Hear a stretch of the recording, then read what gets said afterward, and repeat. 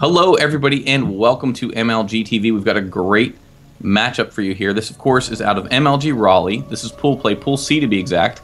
You're looking at none other than Liquid TLO spawning as the red Terran, and he will be facing off against a very competent Korean counterpart, which would be Trickster spawning as the blue Protoss. I'm Tumba, co-casting with me, of course, Darkenedlight. That's right, Tumba, and I really look forward to this matchup, mainly because at Raleigh, there's been a lot of really good TVPs in the games that were casted, because I know that a couple of foreigner, actually, Terran and Protoss, were actually distinguishing themselves quite well at this event. I will not reveal who, don't want to spoil too much, but suffice to say they're doing quite well at Raleigh. Yeah, Trickster, of course, part of Team Startail, so Startail came over to represent. Always nice to see that. Yeah, I know that Startail and also Bomber, yeah. Yeah, Bomber as well. And, of course, have to mention Code A Finals were last night. Amazing. Absolutely, yeah. Obviously, we're casting an MLG game, but if you do want to check that out, please do so. If you're not a big GSO person, that is a game that you should be sure to check, or rather, the whole series was quite good. Absolutely don't want to spoil it for anybody, but just great play, and the final was so and it was a TBT, fantastic. and you do not see too many amazing TBTs, and that one was, for certain, it was not dull in the slightest. Every moment was exciting. Never knew what was going to happen. Absolutely. So as we see now, a lot has been talked about Terran versus Protoss lately, in particular the 1-1-1 build, getting a lot of attention recently. It seems like there are some changes incoming in the patch that are going to help deal with that build a little bit better for Protoss. So maybe not have so much of a hard time holding the second wave or the third wave. I believe the first wave of the attack is typically held off pretty good. It's the next two that are very difficult. Yeah, just the reinforcements of the Marines. Yeah. It's more and more challenging for the Protoss to deal with it after the good tank volleys do get off. But I feel like Trickster, he has what it takes to deal with that kind of build if TLO does opt for that. Not looking like it out of TLO. No. You want to be walling off when you do the 1-1-1, which he is, of course, not doing right now. You'd also have your factory out at about now. Instead, he is going to probably be going for some Marine Marauder heavy play. I know that is his style. He actually does do Hellion occasionally as well. I like to see some of that. You never know with TLO. Never know, no, absolutely, yeah. Yeah, that's what I love about him. He's such a creative player. Just obviously on the road to recovery, had some carpal tunnel, I believe it was. Although we are seeing the factory go down now, so we have one barracks, one factory, one gas. Yeah, we had a starport. It could be. It'll be interesting. No second gas just yet. He is getting that factory down. He could have been trying to feign it so that Trickster thought he was not going 1-on-1 and then switching it up here. Obviously, again, that wall off is a big tell, which he did not see. But I'm not sure just yet. No second gas, and that's really what you need to get the a lot of that gas you need to get those tanks and those Banshees out as well. Sure, and I know that also it works best on maps with a short rust distance. For example, Zelnaga, a great map. Zelnaga, a good example for certain. For the 1-1-1, yeah. And a lot of the power in the actual build, and here comes actually now throwing down the starport.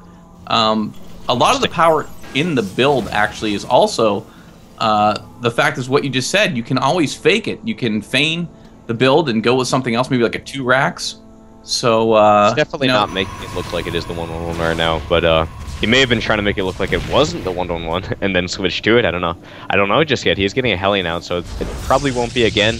No second gas so critical, so it's not going to be 1-on-1, but it will be that Hellion opening that he does like so much. So I look forward to seeing how this works out for him. Hellion opening, very hit or miss typically in TVP.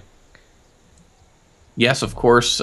Mentioning previously that patch, a lot of Blue Flame Hellion damage. The story of MLG Anaheim, I would say. Being cut, I think, virtually in half, no? Yeah, just about, with the Blue Flame Hellion going down to 5 damage, then to 10 will be interesting to see if Blizzard does stick with that. I'm not certain on how that's going to work out just yet. I feel like it might be a bit too much. I feel like they're nerfing the Hellion a little too much, but it still would have a lot of viability. From what I've heard from some of the better Terran players is that still does a lot of damage, just need to be a little bit more careful and engage a little bit better, so we'll have to see. It may have gone too far, as you said. We'll have to. I'm sure PTR will know. But hold that thought. We already have a drop coming down. And this is going to be critical, not just for damage, but he's also going to scout this Robo facility out of Trickster, and that will give TLO the knowledge that this is a very one-base build out of his opponent. Actually building a bunker once again. TLO, you never know what's going to happen with him. Dropping that SCV there and trying to get a bunker down. He's defending it quite well right now, forcing the Stalkers back with his 8 Marine force and the medevac overhead. Oh, wow. And now he's into the probe line. And he's stuck by with the Hellions. Probe. Yeah, nice move there by TLO, feigning with Marines, distracting those Stalkers, moving in to get those Hellions in, but he will be forced back for the moment by those Stalkers. And going to go ahead and build a second bunker. If nothing else, it gives the Protoss something else to shoot at. Sort of securing his first bunker there. TLO so very smart in his decision-making. Gotta love that. He does have that bunker shelling away at the Robo. I really like this out of him, not just for the damage he's done, but for the scouting he's got as well. He knows there's a Twilight Council there, as well as that Robo facility, rather, and he's in pretty good shape now. He can begin reacting as a result. He's going to be sticking to one base now, knowing that he is expecting a big timing attack out of Trickster pretty soon here. Absolutely, and Trickster wants to get a peek at exactly what's going on over in the base of TLO. Of course, close by air positions, which means his observer is going to get over there really quickly and kind of check out exactly what's going on. Now, there, as you can see, no turrets have been built. There is no type of detection, no Raven on the field or anything like that. So he will get free reign of the base here. As far as in terms Looks of like he's actually looking to get a Blink Stalker up, trying to blink up into the main with that Overseer, or rather that Observer, and it looks like he'll be able to. There's not too much to defend this right now. He's relying heavily on that bunker, but it will be canceled, forced to cancel there by Trickster. He's pulling all of his SCVs now in the eventuality that he does blink up, but instead Trickster going to go for the front and start harassing that bunker there. Yeah, and I love this decision. This is a great decision by Trickster, just to go ahead and apply some pressure of his own, a nice little quick counterattack. Of course, looks like he may get the Observer, though. He does get that Observer, and that is critical now. Trickster cannot blink up into the main, and without that, this attack is a lot less effective. He can defend much more easily with that bunker now. Yeah, critical scan goes down there. He knew he was getting vision of the high ground somehow. We're going to see great blink back into the base to defend. Cool. And risk that Hellion off, yeah. Yeah, TLO sees that coming and peels off. Of him. Does not want to lose those Hellions right now. Every unit is critical. Both players staying heavily on one base. They want to make something happen here. No plans of expanding anytime soon. So it's interesting. We'll have to see how this one plays out here. I do not know who has the advantage right now. I'd say the composition is in favor of Trickster, but with the great control of TLO, that is not going to be an indicator at all. Yeah, and we see that second gas just now completing. So we're going to have to see exactly where TLO wants to go with this. Of course, Stim is almost finished, Concussive almost finished, and those are two great upgrades, especially versus Protoss. Kind of get those units stuck in the mud, if you will. He looks like he will be able to take out that Observer with that Viking. Nice little snipe there, spotting that out, keeping a close eye for those little blurs that do show that there is an Observer, but another one will be coming in almost immediately afterward. Trickster staying on that Observer production so he can plan to blink into the main later on. He's actually throwing down a proxy pylon over here on the left side of the map, possibly looking to ninja a base there. Yeah, I saw that, and a little spurious probe moving around, a little suspect probe action over there. Yeah, sneaky little probe over there, and it looks like in the meantime he may be looking to get another attack out, blinking down to the low ground now and possibly posturing to move in. He may even catch TLO out of position here. He could blink into the main as he is moving out. Looks like that is his plan as he moves his Observer up back to those Stalkers. And there he goes. He is going to be able to go ahead and snipe one tech lab and start to work on the barracks. Now, this is going to force TLO to have to go ahead and commit to this attack. As he does, one force field goes down, blocking out TLO's army. Nice force field, yeah. We're going to have to see exactly who trades the more damage here. As you can see, it doesn't really matter much because Medevac's now going ahead and being able to circumvent. Very nice by TLO, yeah. Looks like he may be forced to pull back here. Stalker's doing a lot of damage. That force field is helping him quite a bit. But TLO is going to break up here with a lot of Marauders with those two Medevacs overhead, and this might be too much for Trickster to deal with, forcing those Warpins to die almost immediately after they spawn. And as we know, Marauders are quite good against Stalkers, and they're pushing in here, doing tons of damage. Trickster was relying on that counterattack, but he could not deal with the forces of TLO right now, and it looks like he may drop this game against TLO, and I don't think anyone could have expected that. And well, pulling the probes now, never a good sign as probes are melting down so quickly to the DPS of the Terran. Big stim going down. Of course, stim Marines, Marauders will burn up probes quite quickly. Trickster, though, is able to clean this up. He does snipe one Medevac. I would like to see TLO pick up and leave a little bit sooner, but I can understand why he was hesitant due to the just the blink of the Stalkers would have been able to take those out very quickly, as we saw. But looking at the Harvester account, TLO is quite a bit ahead, and right now Trickster has to make something happen, or he will drop this game. He has put down a Dark Shrine, so he knows he needs to make something happen. I feel like that's a great choice.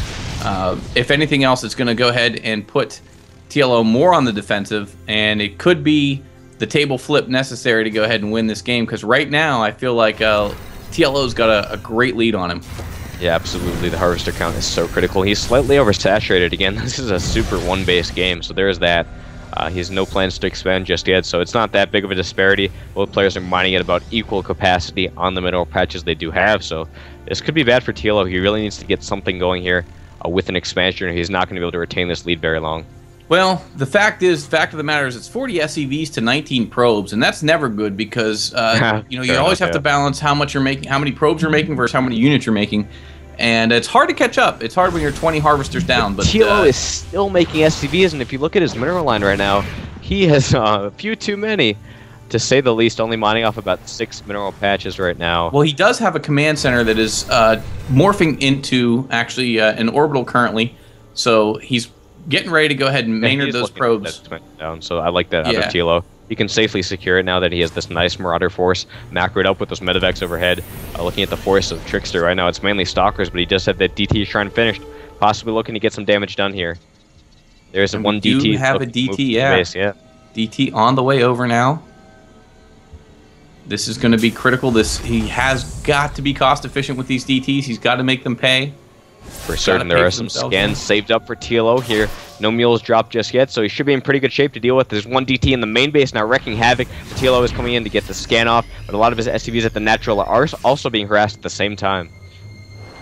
Yeah, as we can see, the DT now chasing these SCVs and pulling out, wants to get him to waste a scan here. Very smart. He knows it's going to go ahead. But look, a Raven is out for TLO now. I love it. TLO is so unpredictable getting that Raven out. Not a lot of Terrans will do that, which I don't understand. TLO, he is unique to say the least. He is his own sort of guy, and he is going to be getting that Raven, and I'm a big fan of it personally.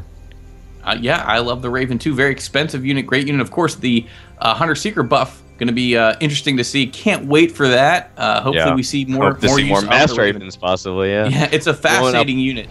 Blowing up armies with the Hunter-Seeker. We'll have to see though how that develops. In the meantime, he is looking to push in here with his small force, but I think Trickster has enough to deal with this. He obviously was not spending that critical 400 minerals on a Nexus of his own. I don't think TLO should attack right now. He does have the economy lead, and he should just macro up ahead. He's already had get more ahead, as Artosis love to say, and I think that would be the better option right now. I agree, and if you can take a look at his... Actually, he gets a DT snipe off because he has made a second Raven. So smart, and is so overly saturated, which is just fine at this point, because he wants that economy to kick in as quickly as possible, because that's going to be the determining factor and actually finishing off Trickster in this game. Yeah, now, oddly enough, he's only mining at the main base. I think he realizes that now, going to send a few SCVs back into the... rather, only mining at the natural, going to send some SCVs back to the main and get the most surface area on those mineral patches as possible. In the meantime, Trickster is posturing to get a blink up into the main now. Yeah, he is going to go ahead and try to snipe out this tech lab again. And as you can see, TLO is going to beat it back home and actually catch these Stalkers as they blink down off guard. Nice. He's going to lose... he needs every one of those Stalkers. He's got to be cost efficient. He is going to move out now. Trickster, I know he knows his back is against the wall. He knows he has to make something happen. I feel like it's going to take a miracle offensive here. Yeah, I mean the food count tells all the tale. He's a heavy Stalker force right now as well, and those point defenses do quite well against that. So this is looking pretty bad right now for Trickster, to say the least. Absolutely, that Marauder heavy force. I don't think there's enough. Well, actually, I take that back. There's actually 3.